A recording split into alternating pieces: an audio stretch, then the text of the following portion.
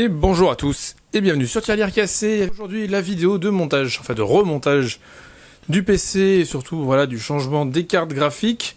Vous ne me voyez pas, je suis derrière la caméra. Ce que je vous montre actuellement, donc c'est le bureau. Donc comme vous le savez, si vous avez vu les précédentes vidéos, le bureau en fait est monté directement sur le PC. C'est-à-dire que le PC sert de pied au bureau, ce qui est très esthétique en temps normal, qui est très très bien.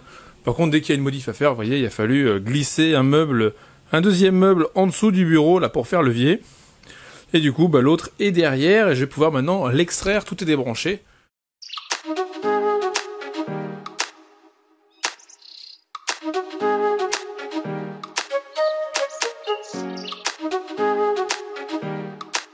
Première étape, évidemment, il va falloir purger le circuit. Ça, c'est l'étape chiante mais inévitable quand on fait du water cooling, évidemment. Du coup, on a heureusement un petit robinet. On enlève ça. J'ai un tube donc, que j'ai depuis je peux dire des années, mais si presque en fait. Au moins 5 ans.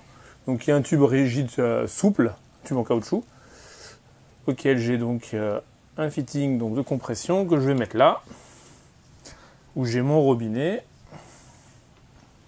Je le serre bien, voilà, je vais mettre là. Et on va ouvrir le robinet et ça va commencer à purger. Ah non, il faut ouvrir hop, pour avoir un peu d'appel d'air. Voilà, très bien, on est parti. Il commence à se vider.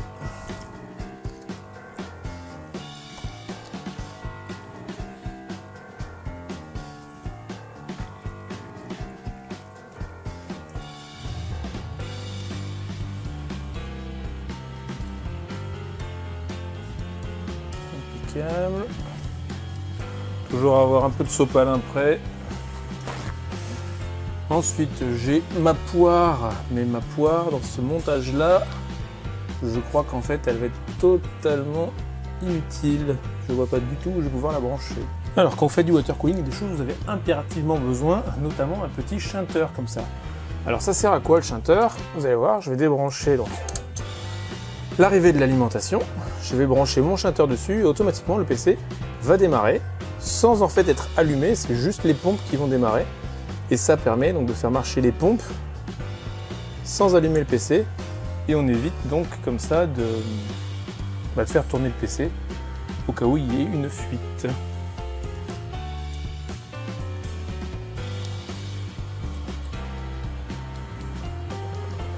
par contre, faites bien toujours attention qu'il reste bien de l'eau dans les pompes, parce qu'il ne faut jamais qu'elles tournent à vide.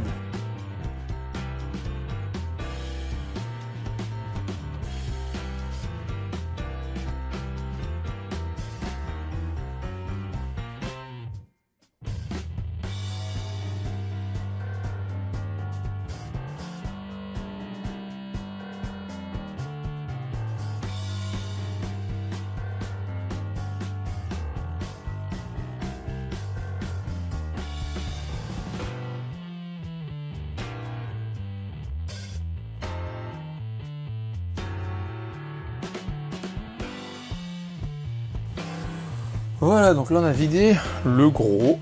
Donc vous voyez, il reste dans la carte graphique ici, il reste dans celle-ci, il reste dans ces tuyaux. Mais voilà, on a le principal est déjà ici. Donc là on va le pousser. Ça vaut mieux pas le renverser, je vous le dis. J'ai toujours une petite fuite au niveau de la. Je pense que c'est ici au niveau de la compression. Est-ce que c'est là? Pas savoir. Enfin bon, ça fait un petit peu ici, ça n'a aucune importance, c'est mon tuyau de vidange, donc c'est pas très grave ça. On va le dévisser par contre. Là. On va mettre partout, très bien.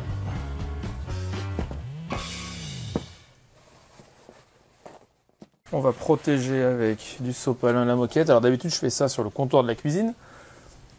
Mais là en fait ce PC est tellement lourd que là monter comme ça, il est totalement impossible pour un homme seul, même aussi costaud que Bibi, de le soulever pour le mettre à la bonne hauteur. Du coup, au niveau des changements, les changements vont s'opérer essentiellement ici. Donc ce qu'on va faire, c'est qu'on va unboxer ensemble la nouvelle carte graphique. Je bouge un peu la caméra. Donc c'est une GeForce RTX 2080 Super de la marque EVGA. C'est le modèle Hydro Cooper, c'est le modèle qui vient directement avec le water cooling de préinstallé. Hop, alors en principe j'installe toujours mes blocs tous moi-même, mais là je vous avoue que acheter le bloc plus une RTX 2080 Super, quelle que soit la marque, me serait revenu à peu près 200 € plus cher. Là elle m'est revenue donc à 859 $, mais avec le bloc déjà installé, en sachant que le modèle le moins cher que j'aurais trouvé overclocké aux mêmes performances ici, avec donc un ventirad classique, était autour de 770 $. Et le bloc fait presque, ça dépend, ça fluctue un petit peu, mais c'est à peu près 150 $ de plus, donc ça l'aurait amené à un peu plus de 900 avec les taxes.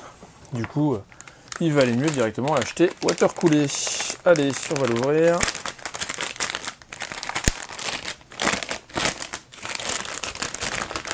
Hop, on sort la bête. Voilà le monstre. Alors on va inspecter tout de suite le plexiglas parce que j'ai vu beaucoup de retours de gens qui avaient un souci où en usine le plexi était trop serré et le plexi était fissuré. Du coup c'est un peu ma crainte aujourd'hui, donc on va y aller tout doucement. A priori on est pas mal. A priori on est pas mal. La carte est magnifique. Je crois pas qu'il y ait du RGB. J'en ai aucune idée pour être honnête avec vous. Mais voilà, je vous la montre. La backplate, plate de côté. Est-ce qu'il y a un truc qui s'enlève là? Oui. Alors on va l'enlever maintenant avant de mettre les embouts parce qu'après je ne pourrai plus l'enlever. Voilà. Ça c'est toujours satisfaisant. Regardez. Ah. Voilà impec. Petite protection pour le PCI Express. Et donc cette carte elle va aller. Ah, il y a encore un petit bidule ici enlevé. Hop. Donc cette carte va en haut, elle va aller ici. Donc vous voyez que le bloc que j'ai ici, alors je sais pas c'est quoi, on va faire un truc tout simple, je vais prendre la caméra pour vous montrer. Voilà, ce sera encore mieux. Donc cette carte va aller ici, donc vous voyez le bloc ici est très court, alors que ce bloc là est totalement différent. Et la différence, le bloc est beaucoup plus sur la droite. Et très très très écarté, alors que celui-ci est vraiment très serré, très étroit, celui-ci est très écarté. Donc il va falloir faire quelques modifications au niveau des tuyaux. Bon, rien de bien méchant, mais bon, ça peut prendre un peu de temps. Tac, je retourne l'écran pour voir ce que je suis en train de faire. Très bien, on est pas mal. Allez, on va la reposer là. Par où commencer? On va commencer. Alors on va débrancher ça, on va débrancher ça, on va débrancher ça. Voilà, très bien. On va enlever donc cette carte graphique ici, donc la 1080 Ti va passer en dessous à la place de la 1070 Ti.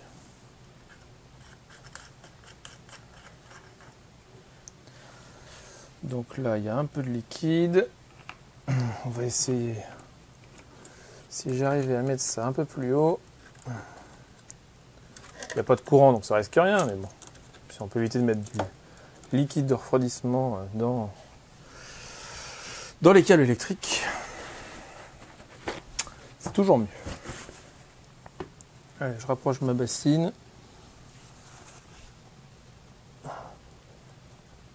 Ah, putain, il ne va pas sortir celui-là évidemment.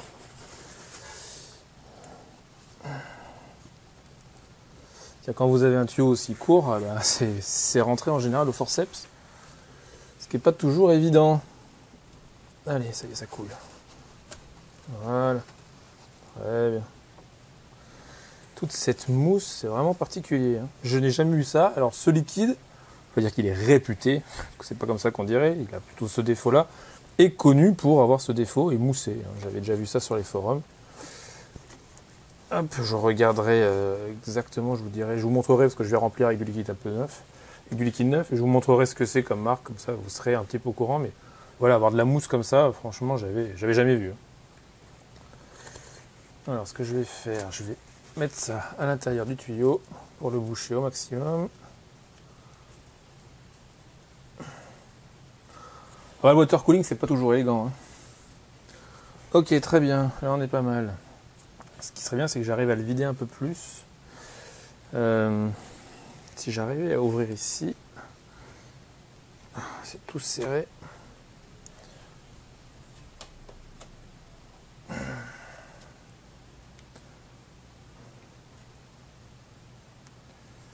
Non, le liquide ne veut pas couler.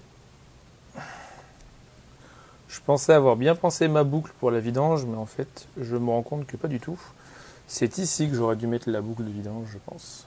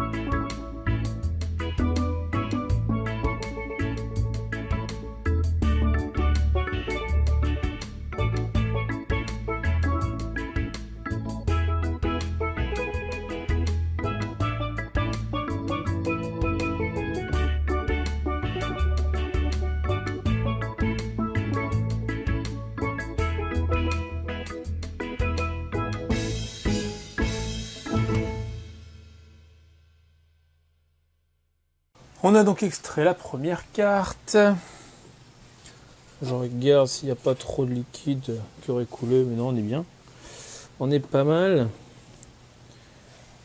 Ce qui serait bien, ce serait d'arriver à vider ce qui est là. On va pousser ça.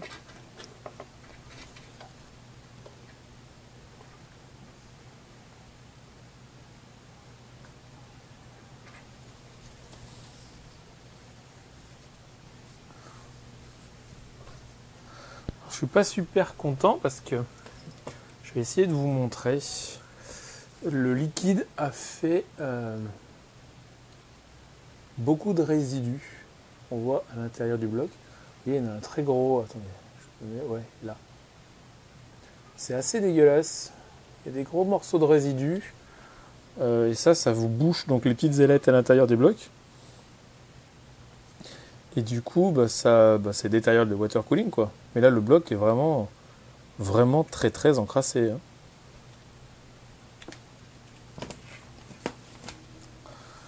Ok, ensuite, donc il me reste celle-ci qui est très délicate. Déjà parce qu'elle ne veut pas sortir, évidemment, mais surtout parce que c'est plein. Alors, ce qu'on va faire, on va mettre beaucoup de papier.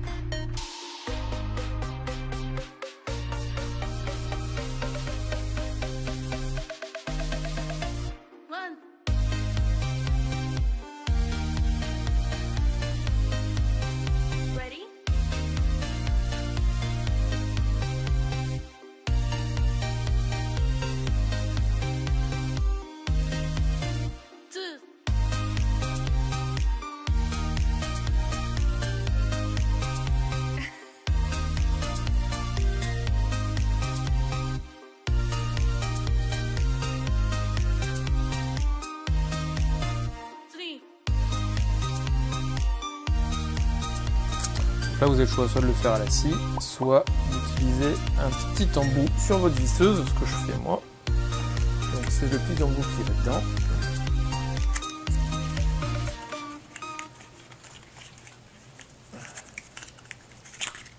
Ça se présente comme ça. Et en fait, ça permet de meuler en fait le tube et de ne pas couper trop court. Allez, donc là on va couper à peu près 5 mm.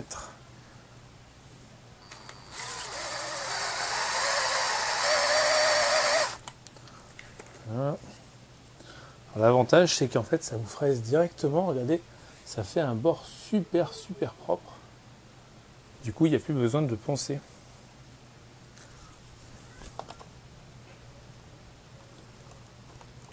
Encore un chouille.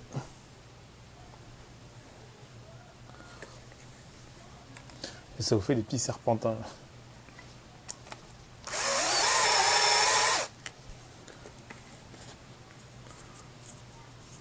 Voilà.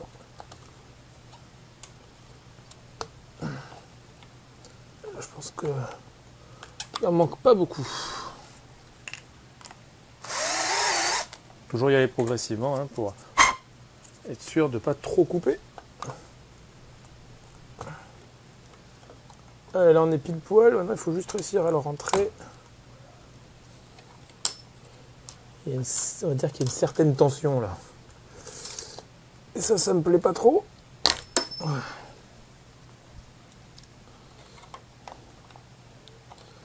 Donc il aurait fallu qu'il se décale un tout petit peu.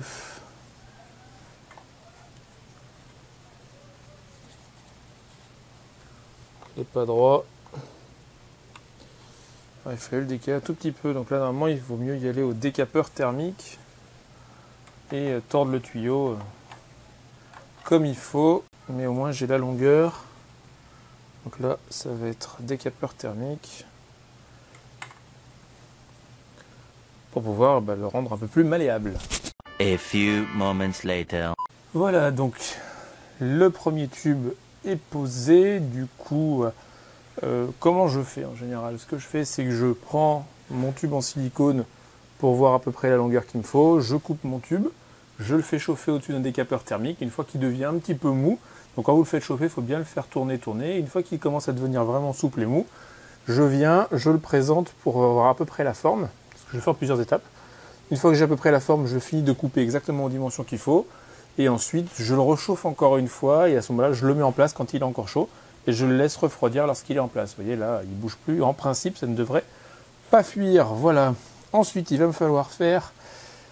que je regarde un petit peu comment... Je ne me rappelle même plus comment j'avais fait le circuit de l'autre. Hop, si je reprends la 1080... Si je la mets ici, du coup, on était comment? Je pense qu'il va falloir que j'enlève celui-ci.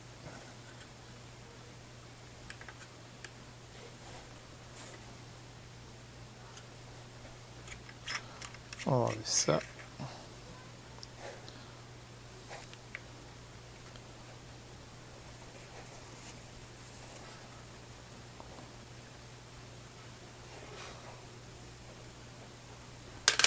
Voilà. Hop. Donc elle vient ici.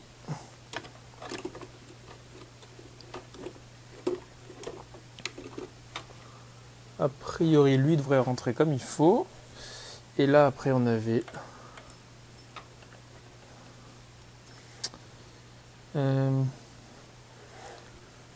comment il était fait le circuit? Lui, il devait rentrer ici. Là, ça sort. Ça ressort par là, ça rentre là. Là, ça va là, ça va là, ça va là.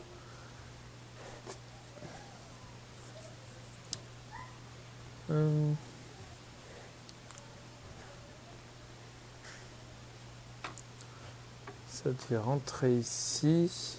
Ah, c'est ça. Lui, il rentrait là. Ah, c'est ça. Et ça rentrait ici. C'était tout droit. Ok. Ça sortait là, ça ressort ici. Et lui, il rentrait là. Ok, très bien. Donc pour elle, ça devrait être assez facile.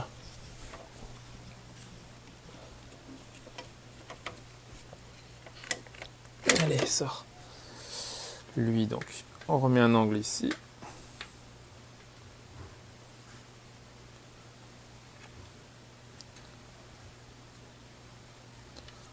Voilà.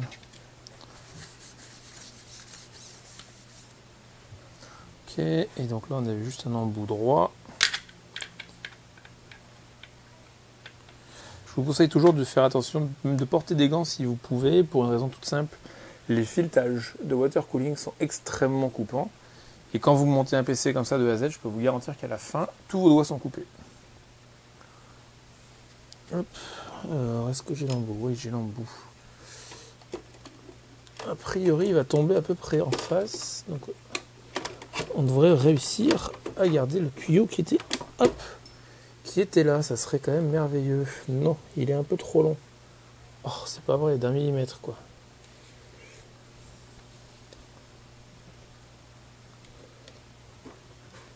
Il faut le couper, mais évidemment, il y a encore plein de liquide à l'intérieur. Lui, il va tomber en face. De toute façon, ça, c'est obligatoire qu'il tombe en face.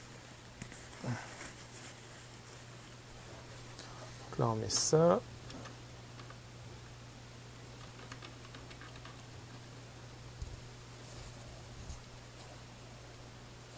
Voilà.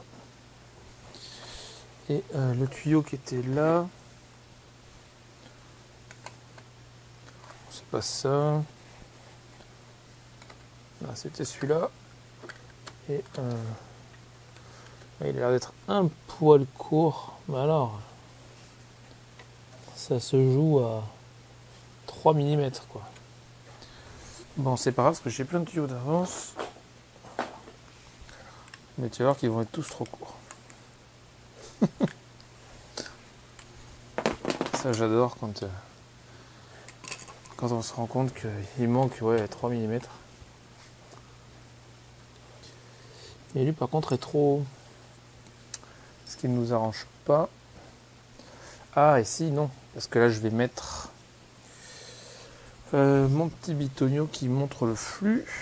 Voilà, il est là. Il me faut 2 embouts.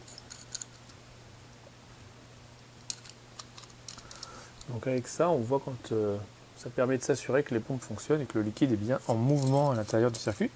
Parce que quand vous avez un liquide opaque comme celui-ci, il n'y a absolument aucun moyen de savoir si ça bouge ou pas.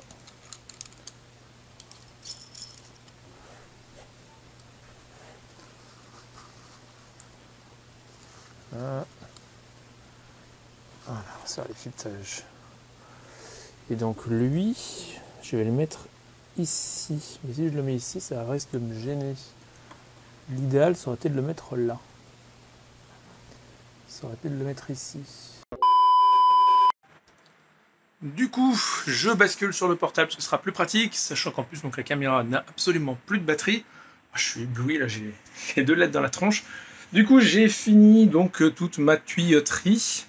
Là, je suis en train de faire le test de fuite. A priori, il n'y a pas de fuite. Il y en avait une petite au début, là, mais c'était juste un joint qui était mal serré. Du coup, voilà, je vais juste tourner la caméra, là, et vous montrer un peu à quoi ça ressemble. Voilà, là, on est passé de l'autre côté. Du coup, la 1080 Ti est passée ici. Vous voyez, le flux est bon. Bon, les prises ne sont pas branchées, hein, vu qu'on est en test de fuite. Donc, le liquide est vert. Hein. Je ne sais pas pourquoi, là, sur ma caméra, on dirait qu'il est orange. Mais non, il est bien vert fluo. Du coup, dans les nouveautés de la boucle, on a donc l'indicateur de flux. Donc, on voit bien là que ça tourne. Donc, le flux est bon. Et donc, les 2 pompes fonctionnent. Il n'y a pas de souci. J'ai changé un peu là où était le robinet. Là, on n'a pas de souci non plus. Donc, il a fallu raccourcir ce tuyau. J'ai pu les récupérer, mais je l'ai raccourci d'1 centimètre à peu près. Pareil pour celui qui est derrière. Je l'ai raccourci des 2 côtés d'à peu près 1 centimètre. Ce tuyau-ci, donc, est tout nouveau. Donc, c'est une nouvelle courbure que j'ai fait tout à l'heure, et donc ce tuyau que j'ai coupé en 2 pour pouvoir insérer donc l'indicateur de flux. Tout le reste, la boucle est identique. Voilà donc le liquide que j'utilise dans celui-ci. Donc liquide qui fait quand même un peu de mousse, hein. On voit qu'il y a encore de la mousse, mais surtout beaucoup de dépôts. Donc je ne saurais vous le conseiller, malheureusement, beaucoup de dépôts. Voilà. J'ai eu une petite fuite au montage, enfin pas une fuite en enlevant un tuyau, j'ai eu une petite inondation sur la petite carte mère, la Mini TX. Je suis très sceptique là sur ce qui va se passer, je n'ai aucune idée, en sachant que ça m'est malheureusement arrivé une fois de cramer une carte mère et une carte graphique à cause d'une fuite. C'était pas ce liquide là, c'était du liquide Thermaltake bleu très épais, et en fait le liquide était rentré dans un des ports PCI Express, et en fait avait séché à l'intérieur, ça faisait plus contact, du coup le port PCI Express ne marchait plus, et la carte graphique avait reçu également du liquide à l'intérieur, sous la protection, et en fait elle fonctionnait, mais en fait elle plantait régulièrement, donc voilà. Donc là il y a eu une petite fuite à l'intérieur, là en dessous. Je ne sais pas ce que ça va donner, on va voir. J'espère que tout va bien là. Je vais le rebrancher maintenant de toute façon, hein. Une fois que je vais laisser encore tourner 2-3 minutes le test de fuite. Ça filait tout à l'heure ici, mais là je vois que c'est bien sec, il n'y a plus rien. Et on va rebrancher. La petite surprise, c'est que la 1080, alors la 1080 Ti, c'est 2 alimentations, donc 2 PC break, 4 broches. Et là il y a un 4 broches et un 3 broches, étonnamment. Donc il va falloir que je change un des câbles pour passer en 3 broches. Voilà, je fais une vidéo dès que c'est branché pour vous dire si tout va bien ou si j'ai tout bousillé. À tout à l'heure.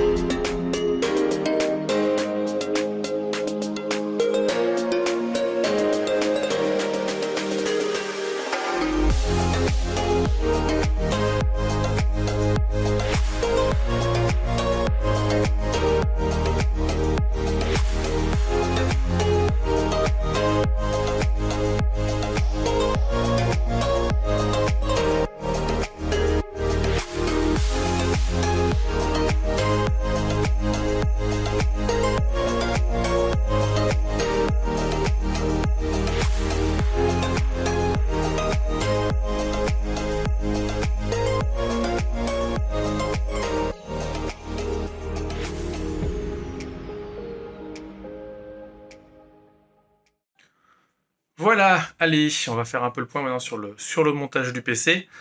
Je continue sur le téléphone portable, c'est plus pratique. Du coup, pendant le montage, donc comme je l'avais dit, je pense sur la vidéo d'avant, il y a eu, j'ai mal serré un joint, donc l'erreur est humaine. J'ai eu une petite fuite, donc qui a inondé complètement la petite carte mère, donc la mini TX qui est en bas, donc le PC de madame. Le résultat, bon, j'ai tout essuyé autant que j'ai pu, etc. J'ai attendu que ça sèche un petit peu. Malheureusement, à l'allumage, alors qu'est-ce qui s'est passé? L'allumage de mon PC à moi s'est passé sans aucun problème, donc là, il n'y a pas eu de souci. Par contre, l'allumage du PC de madame s'est fait un peu dans la douleur, étant donné que le PC est resté bloqué au BIOS.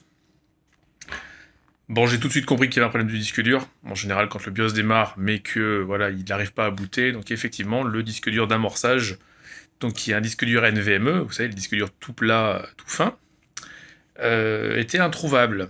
Il faut savoir que sur la carte mère donc de madame, elle a une particularité, c'est que le disque dur NVMe, donc qui est non pas sur la carte mère, mais en dessous. Je pense que je mettrai peut-être une photo de la carte mère pour que vous voyez bien ce qui se passe. Et donc là, bon, bah, ça a fait tilt.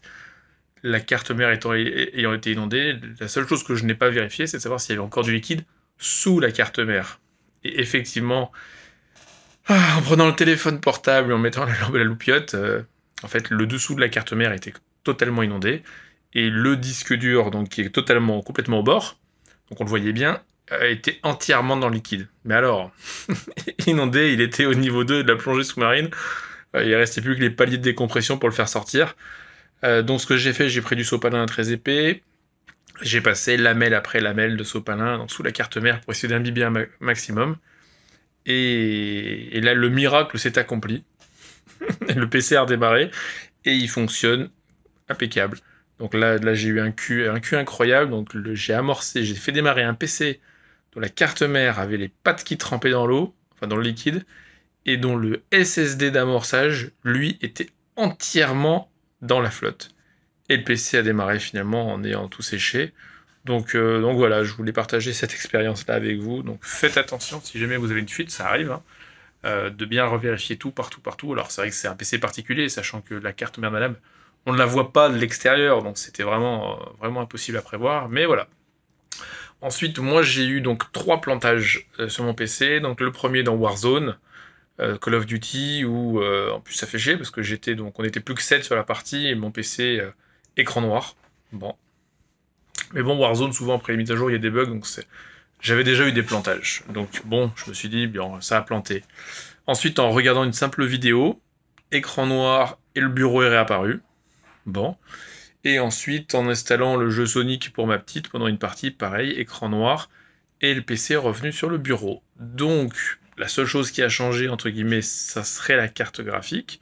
Première chose que j'ai incriminée, donc j'ai fait absolument tous les tests possibles de bench, de torture de GPU, j'ai contrôlé les températures, tout va bien, donc c'est étonnant. Ensuite, j'ai lancé Satisfactory. Bon, j'ai fait plusieurs vidéos, j'ai plus de 300 heures dans Satisfactory.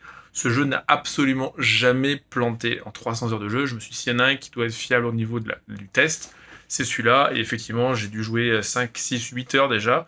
Je n'ai pas eu un seul plantage, j'ai pas eu d'autres plantages non plus dans aucun jeu, pas eu d'autres plantages dans les vidéos, j'ai fait les montages dessus avec l'encodage avec la carte graphique, il n'y a pas eu de plantage. Donc je pense juste que c'est un hasard. Warzone après la mise à jour plante, ça arrive. Sonic, qui est un jeu qui est fini à la pisse, il n'y a pas d'autre mot, qui était développé n'importe comment, a planté. Bon, c'est peut-être le jeu qui est mal foutu. Et après, l'encodage, enfin la vidéo qui était en lecture et qui a eu un écran noir qui est revenu, pendant que je lisais la vidéo, j'étais en train d'encoder une autre vidéo, pas très malin de ma part. Donc je me dis que les deux en même temps, en fait, vu que c'était la carte graphique qui encodait, peut-être qu'il y a eu un souci, elle n'a pas aimé. Donc pour l'instant, je pense que le problème est résolu. On verra si jamais la carte graphique a d'autres soucis. Mais voilà les 3 plantages que j'ai eus. Depuis, j'ai rejoué à plusieurs choses, j'ai fait des encodages. Ça n'a pas planté, donc en espérant que c'est pas une mauvaise carte graphique. Que tout va bien. Je suis aussi impressionné. Alors, normalement, la 2080, super. Et, allez, on va dire 10% plus performante que la 1080 Ti. Or, je constate qu'elle est en fait bien plus puissante. Dans Warzone, par exemple, j'avais mis les détails à peu près au niveau moyen. J'étais entre 85 et 95 images par seconde, c'était variable, parfois ça montait à 100, mais en principe j'étais en plus entre 85 et 95, puis ça variait beaucoup, c'était désagréable. Là j'ai fait un test, enfin, je me suis dit, oh, soyons fous, j'ai poussé tout en ultra, extrême, etc. Et en fait, le jeu reste bloqué au maximum à 100 images secondes, ne descend jamais, donc je suis assez impressionné de ce côté-là. Donc bon, la carte graphique est bien plus puissante que celle d'avant.